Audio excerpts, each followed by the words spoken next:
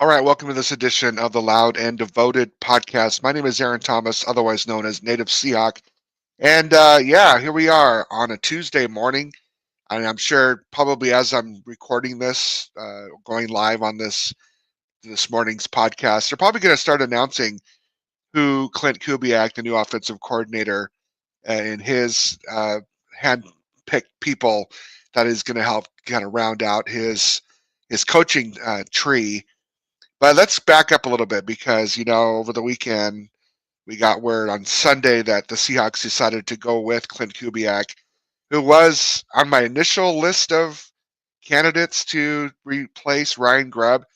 And, I went into Sunday morning, thinking, man, it would be really cool to see Seattle go after some uh, guys that are doing really well in the playoffs currently, like an Andy Heck or a Stoutland, from the Eagles. Could you imagine having an offensive line that's just assembled as heavy and as robust as the Eagles' offensive line is in Seattle? Wouldn't that be amazing? Or even having that offensive play calling and scheme that the Patrick Mahomes and the Chiefs have with former Seahawk Andy Heck becoming the offensive coordinator. Now, I got a lot of buzz from fans saying, no way, you can't have either one of those guys because they've never done play calling before, ever. Um, and so, yeah, that would have been a big hindrance. But all that wealth of knowledge that there would be bringing to the offensive play calling, the offensive scheme of Seattle would have been unprecedented, I think, in Seattle, especially that Kansas City Chiefs Andy Reid playbook would have been really, really awesome to see that paired with Mike McDonald's defense. So, okay, those two guys are not were not even considered. And I imagine though too, if you think about it, Seattle did do what they wanted. They got all kinds of different interviews done over the last month to try to figure out who they were going to bring in as their offensive coordinator. That was exactly what they said they wanted to do, and they had time to do it. Kind of kick the tires on a few guys, and they settled on Clint Kubiak. And I shouldn't say settled upon him because, he is, by a lot of folks' list, probably one of the best offensive coordinators that were available this season. And, for me, it was kind of like, well, I like, again, a lot of people are not super excited with this pick. But if you waited longer and you waited till the Super Bowl in 2 weeks, now you're really having to pigeonhole yourself to either an Andy Heck or a Stoutland who have never had any experience running an offense and play calling. And so that's a huge risk. I think a Clint Kubiak probably ends up somewhere like in Las Vegas with Coach Carroll, or he ends up with another team that's looking for an offensive coordinator. Maybe he goes back to New Orleans, once they figure out who their head coach is there. So it was a huge risk. We all knew that going in, that this was going to be very challenging. You couldn't wait too much longer to hire the guy and making sure that you've got a really solid pick. Clint Kubiak is a solid pick.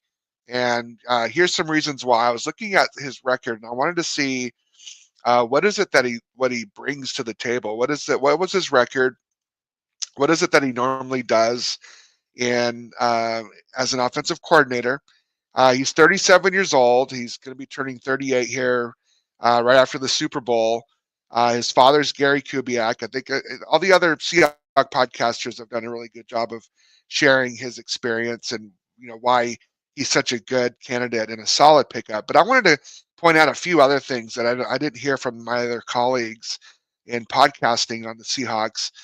2021 was probably his best season as an offensive coordinator. I mean, a lot of people could say the 2023 passing game coordinator role that he played for the San Francisco 49ers was his best sort of season because they went all the way to the Super Bowl and he really helped bring Brock Purdy into the league, this no-name quarterback. And so, but if you look at the 2021 season, they ranked pretty high. They were top 10 offense and touchdowns. They were ranked ninth. They were first in the league in interceptions or giving away interceptions, So, and this was under Kirk Cousins, and Kirk Cousins only had 7 interceptions that season, 33 touchdowns. And so by all intents and purposes, that 2021 NFL season for even though the Vikings were they were really shitty. I hate to say it. They were 8-9. They didn't even make the didn't even have a 500 record. Their defense was atrocious though back in 2021, and their offense was really really solid. And then last year, we really can't take a look at 2024's offensive coordinator season because of all the injuries that they had. That's why I looked at the first few games in New Orleans last year when they were, kind of tearing the ball off tearing the league up in offense. And unfortunately, after that, all the wheels kind of fell off after Derek Carr got injured and the offensive line got injured, their center got injured, etc. So I wanted to kind of take a look at that. Plus, I wanted to look at how many times did Kubiak play against Robert Sala. I said this in the past podcasts about how the Seahawks having to now figure out who is going to play and match up against Kubiak or against Sala twice a year. And both Seattle and San Francisco are both going for the NFC West, and Sala's hiring sort of forced Seattle to kind of figure out who can match up against the 49ers on offense. And the Seahawks and Clint Kubiak only played against Robert Sala once, and that was when he was with the Jets. Robert Sala was with the Jets as the head coach, and he did fine. They lost. It was when Kubiak was the Broncos' offensive and quarterbacks passing game coordinator. And you kind of take a look at what they did against the Jets that week, and they lost. The Broncos lost that game. The Broncos only scored 9 points. It was 16-9, and Robert Sala's Jets did beat them, but the Jets were 4-2 that season going into that game. They ended up being 5-2, and if you look at the actual game and the box score, it was a tale of two halves. The Jets were able to really stymie that offense. Now, was Sala or was Kubiak calling the plays on offense? No, he was just a passing game coordinator. But the Broncos did not score in the second half. They ended up losing 16-9. So it's not really a great sort of match. Kind of being able to look at past history between those two guys, between Sala and Kubiak, but I needed to take a look at that to kind of figure out, do we have any kind of a significant advantage going into this season with Kubiak going up against Sala's defense twice a year, going for the NFC West, and it does not look like it's going to happen. But in terms of seeing that kind of matchups to kind of give us a better sense of what could happen. So you take a look at the Seahawks current coaching staff, and that's really what we're trying to figure out now. Is okay, now you've got the offensive coordinator, and which is great. That's a very good first step. But as I mentioned in sort of the synopsis of this podcast, Coach Mike Mack cannot take his foot off the pedal. Him and John Schneider's got to figure out, okay, who do we have in the coaching locker rooms to see which rooms that need bolstering, and do we have the right guys to fit with Kubiak, and how many guys does Kubiak want to bring over and to work with this season? I still think there's going to be some maneuvers happening where the current coaches that were retained after Ryan Grubb was fired, even Mike Mack said that it's very possible that the new offensive coordinator will bring his own coaches along with him to kind of round out that offensive coordinator room. And so you take a look at who they currently have, and as we present the screen here, the coaching staff currently, and some of the key positions in here are going to be crucial for the season. And I said all along that the biggest question mark, the biggest decision that Coach Mike Mack and Schneider had to make this season, you got free agency choices, you've got draft choices that you want to figure out. It was the offensive coordinator position. That was going to be the biggest question mark, the biggest decision that this franchise had to make, because I've been saying it all along. I still believe Coach Mike Mack is going to turn this defense into a top 10 defense in Seattle, starting this season. Sort of like how the 2012 kind of season kind of turned out, was lackluster, even though they made the playoffs that season. This next season, 2013, that defense became a juggernaut. And I really feel like that's what's going to happen this season under Coach Mike Mack. They're going to bring back Ernest Jones. They're going to be able to, get a bunch of new young blood on the defense. They're going to bring back Jaron Reed. So I'm not too concerned about the defense. It's that offense, of course, that we have to figure out. And you take a look at sort of who's there. You got Clint Kubiak as the coordinator. You got so the tight ends coach is going to be huge, because what we've learned with offensive coordinator Kubiak, he really relies on one running back and one wide receiver and two tight end sets. They call it the 12 personnel. And when you run two tight end sets, which I've always been a fan of, because you don't know if it's going to be a run play that they're going to call, because they've got the two sort of big jumbo guys on the ends in the tight end position.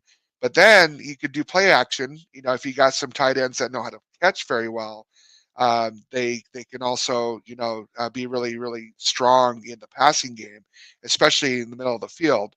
And then if it is a run play, you got, hopefully those tight ends know how to block, and they know how to get downfield and pick up a linebacker, pick up a defensive back, to kind of spring or even chip a defensive end that's trying to come on the edge to try to tackle your running back in the backfield. So getting this tight ends coach is going to be one of the biggest next hurdle, or the biggest decision that Mike Mack and now Clint Kubiak are going to have to choose.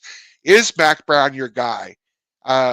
I would openly say probably it's a possibility, because he knows Mike Mack's sort of overall coaching philosophies. He knows the franchise culture, which is all very, very important. But in my opinion, it's very possible Seattle could go out and pick up Brian Periani, excuse me. Brian Periani, let's take a look at who he is, because who the hell is Brian Periani? That's what folks were like. Okay, Brian Periani was a guy that when he played, he was actually in Minnesota, and in Minnesota, currently he's not even coaching right now, and he's 59 years old. And if you look at his as a coach, he started out in UCLA. He was with the 49ers, the Broncos, went back to college, and came back in the NFL. Came back pretty strong as a Denver tight end coach. But then he was the tight ends coach in Minnesota when Kubiak was the offensive coordinator there. And that's sort of like when you really got to see Clint Kubiak shine. Like I said, that was probably his best season as an offensive coordinator. He had the right talent on the field.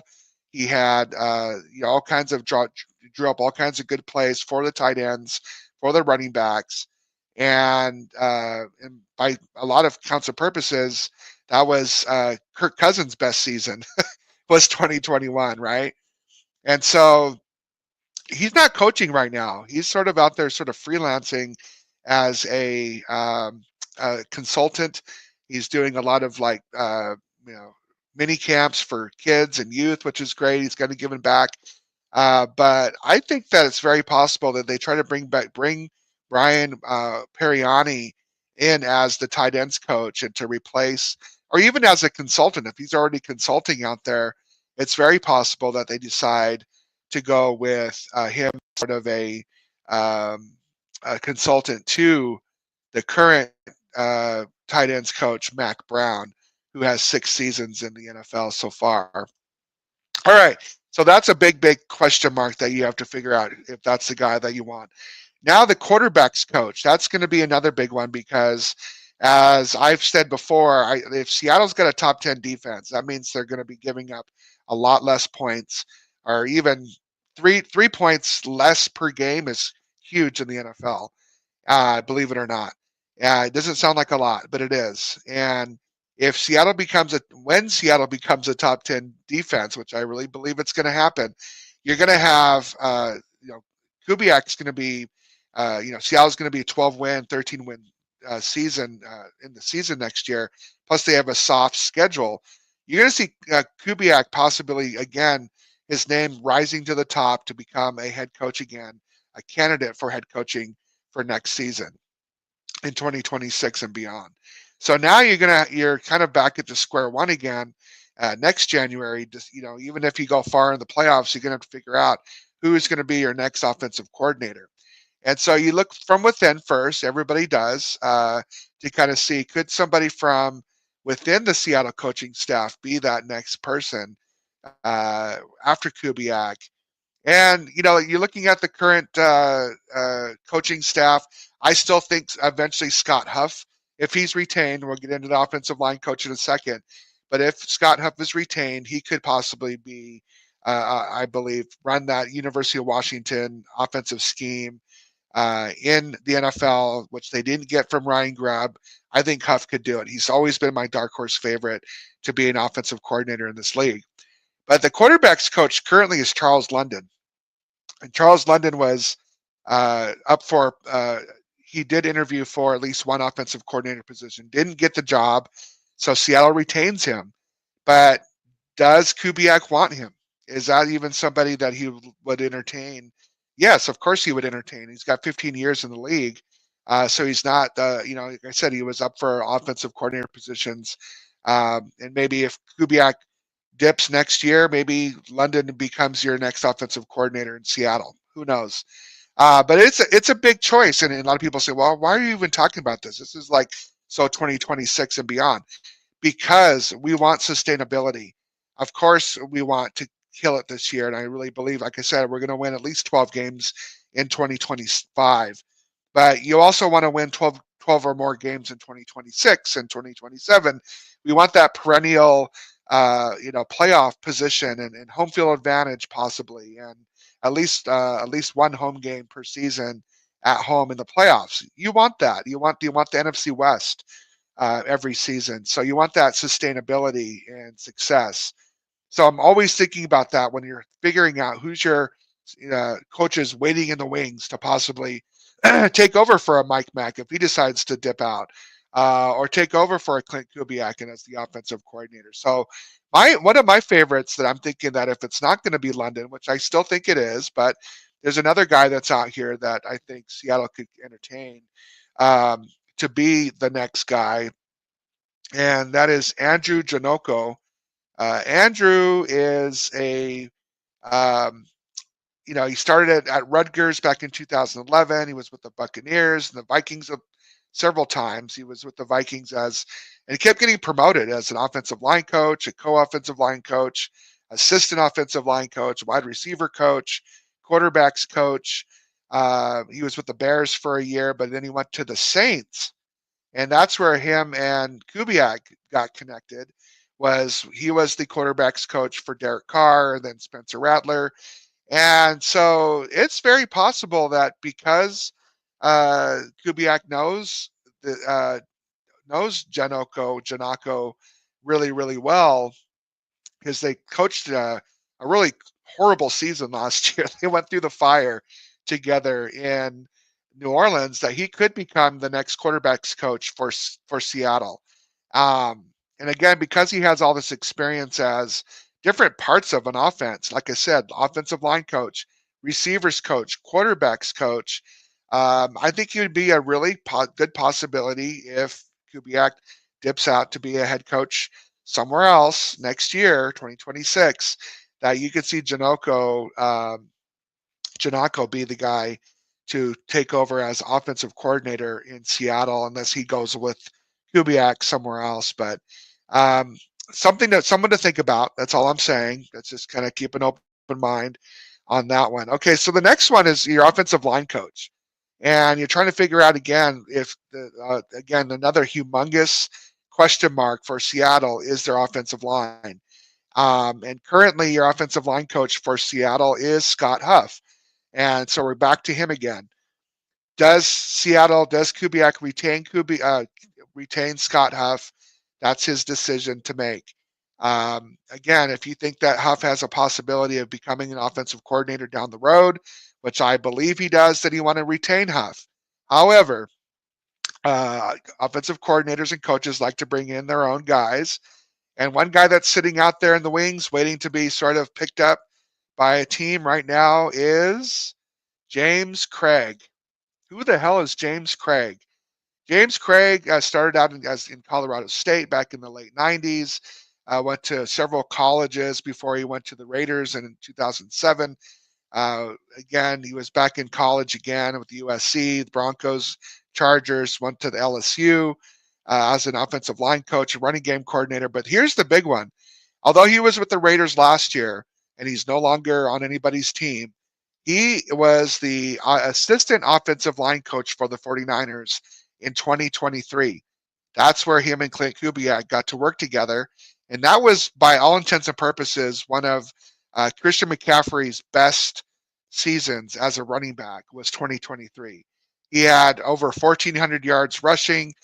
He had 21 total touchdowns, including 14 rushing touchdowns. So, yeah, he wasn't the offensive line coach, this Craig guy, but he was the assistant offensive line coach and became the offensive line coach for the Raiders last year. But he's a guy that's sort of, if you're thinking about if you're going to replace Huff, you might want to do it with James Craig. Again, what better way to sort of bring that mentality, that dirt ball mentality that the 49ers employ with Trent Williams and all those guys that open up so many big holes for McCaffrey, be able to go into a Seahawks offensive, a running backs room and being able to not only create plays that will help the K9 and Charbonnet and others run through those holes, but also working with a kind of a misfit group of offensive linemen right now, getting them, gelled together, getting them to have that dirt ball mentality, quit being a finesse offensive line, and get out there and kick people in the teeth. I think a guy like James Craig could do that. Did Scott Huff do the best he could with what he was given? Yeah, I think he did. But maybe his good enough isn't even close to what a James Craig could bring in Seattle. So I'm interested to see if that's another really big decision that I could see Mike Mack making, is bringing James Craig in instead and replacing Scott Huff in Seattle. All right. So the last guy, of course, is the guy that's already on your squad. He's already in the coaching room, and I think a lot of us are really, really excited still about having him. And I'm trying to see, maybe I didn't put him in as a. Oh, I did not. But anyway, the guy I'm thinking about is Kennedy Polamalu. Kennedy Polamalu is the running backs coach for the Seahawks. And so if you look at him, Polamalu is, again, a guy that's really respected in the league. I'm thankful that we kept him and nobody else tried to sort of cherry pick him off our squad. But he's got 14 years in the league. This is, he's definitely, he was hired as the running backs coach back in about a year ago. And, that's going to be another big coaching decision to keep him because of the fact that Clint Kubiak really employs running backs that know how to catch the ball from out of the backfield. They play out. He creates plays for his running backs to be able to have space, which K9 has shown he needs space to do really well. He's not a very good running back in the trenches, so to speak, even though he does do a good job every once in a while of sort of making defenders miss in the trenches. His real skill set, K9's real skill set, is in open space. Getting the football early in the play, trying to make sure that when he gets the ball, there's at least a 1 or 2 yard cushion between him and the next defender, so that he can make those juke moves, so he can try to get more yards for the offense. And Polamalu is, again, the guy you want to keep on with this. He's done really good, done really well in the league, and it's the mentality that he brings.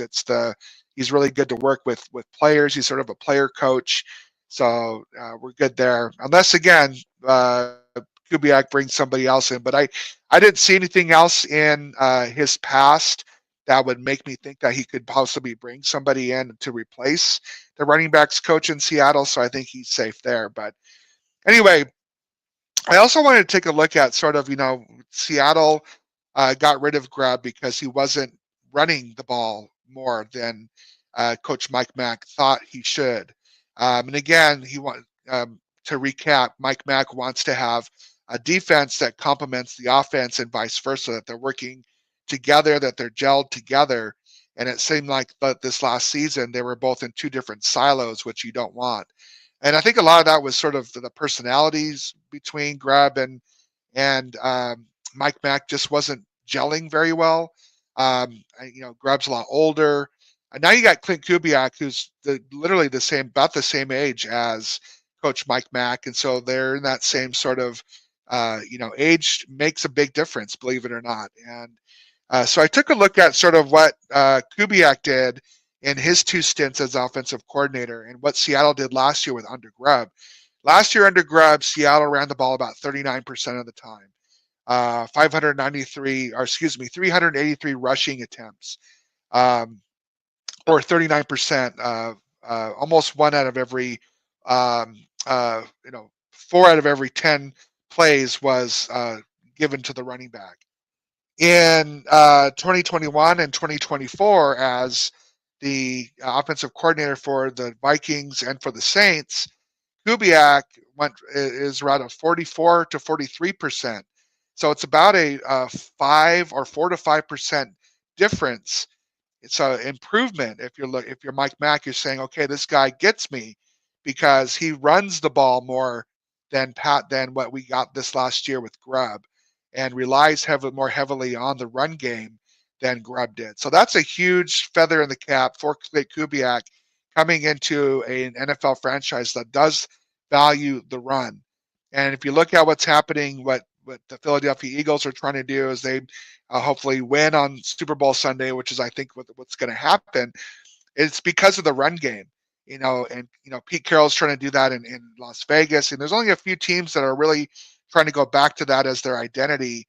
And Coach Mike Mack gets that because when he was in Baltimore, that's what they did really well. They really shoved the ball down the defense's throats in the run game with Lamar Jackson and the other stable of running backs that they have. But in Seattle, that's always been in our identity, all the way back to Ground Chuck. Those of us that remember Chuck Knox, how he loved to run the ball. That's something that, again, when you run the ball, you can take the pressure off the defense because you're eating up so much clock. You're bringing that mentality of real, bully mentality that you want to see in your team. You start seeing sort of like when Marshawn Lynch, you remember him when he would get out in, through the trenches and turn a 4-yard run play into an 8 or 9-yard run play and just carrying guys on his back. That's what you want to see in Seattle. You want to see that brute mentality.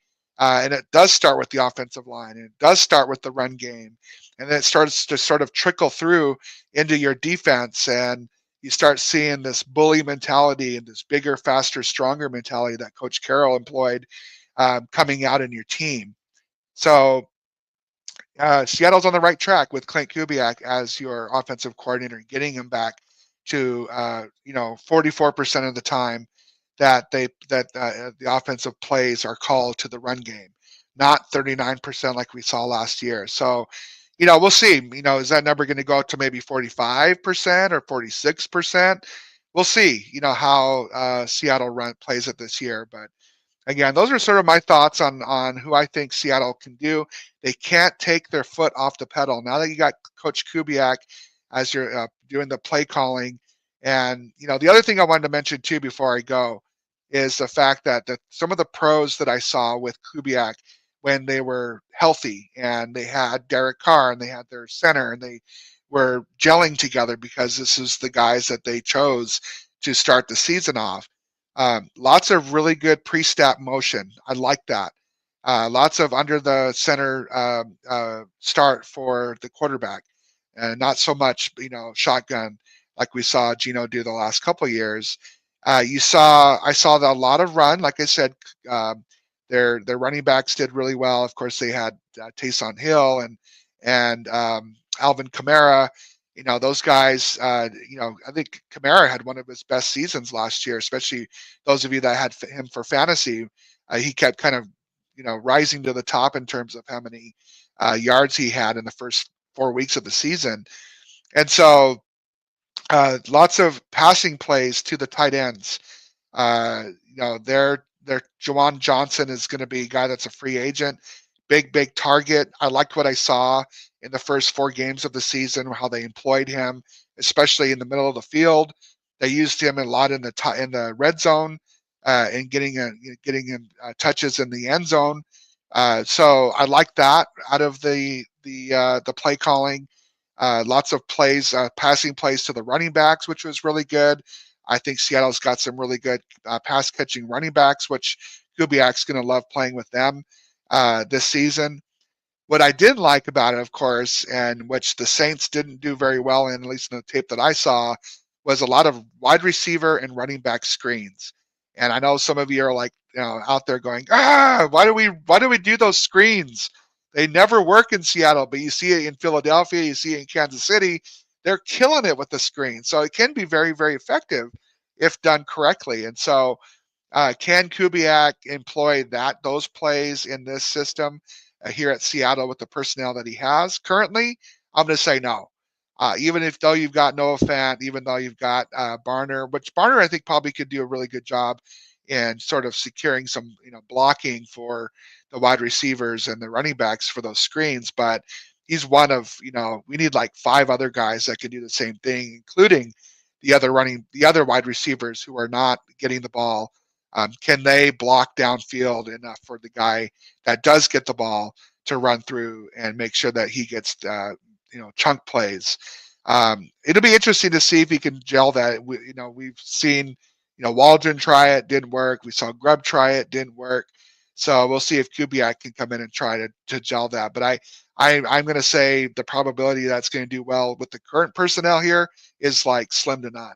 So you're going to have to go out there and figure out which free agents, which draft picks you can get that these guys know how to run block once the receiver or the running back gets that ball in the wide receiver or running back screen.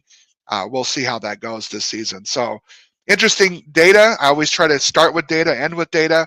My name is Aaron Thomas, otherwise known as Native Seahawk. Go Hawks!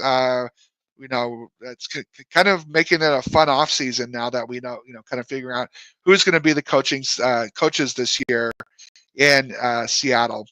Take care. God bless you wherever you're at, and go Hawks.